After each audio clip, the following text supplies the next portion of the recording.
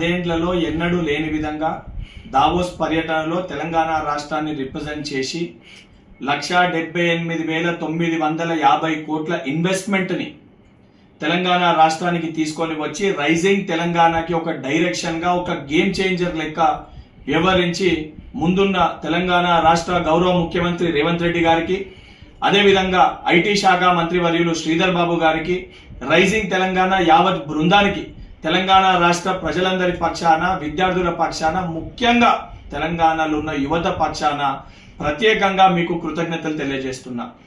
ఈరోజు కాంగ్రెస్ ప్రభుత్వము, కాంగ్రెస్ పార్టీ చేస్తున్న ఒక డెవలప్మెంట్ని, మేము ఏదైతే ఇస్తా అన్న గ్యారంటీని ఇంప్లిమెంట్ చేస్తుంటే దీన్ని తట్టుకోలేక, జీర్ణించుకోలేక ఒక కడుపు మంటతోటి దీనిపైన విషం జిమ్మే ప్రయత్నము బీఆర్ఎస్ పార్టీ నాయకులు కల్వకుంట్ల తారక రామారావు గారు చేస్తున్నారు.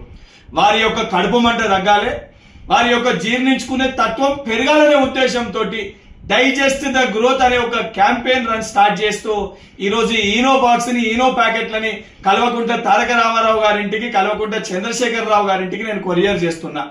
అదేవిధంగా వారి కడుపు మంట, అదేవిధంగా మనం చేస్తున్న డెవలప్మెంట్ ని వారు తట్టుకోలేక, జీర్ణించుకోలేక వారు చేస్తున్న దాన్ని జీర్ణించుకోవాలంటే తెలంగాణ రాష్ట్ర వ్యాప్తంగా ఉన్న కాంగ్రెస్ పార్టీ శ్రేణులందరితో కూడా నేను విజ్ఞప్తి చేస్తున్నా.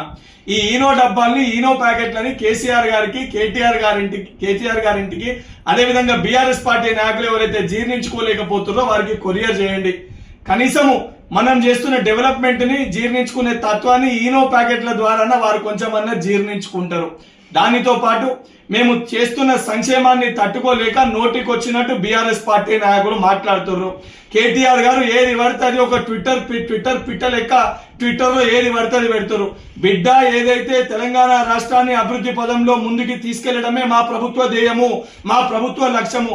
దాన్ని అడ్డుకునే ప్రయత్నం చేసినా, మా కాళ్ళల్లో కట్టెలు పెట్టే ప్రయత్నం చేసినా గుడ్డలు ఉడదీసి కొట్టే పరిస్థితి ఉంటుందని చెప్పని కల్వకుంట్ల తారక రామారావు గారిని, బీఆర్ఎస్ పార్టీ నాయకులని హెచ్చరిస్తున్నా.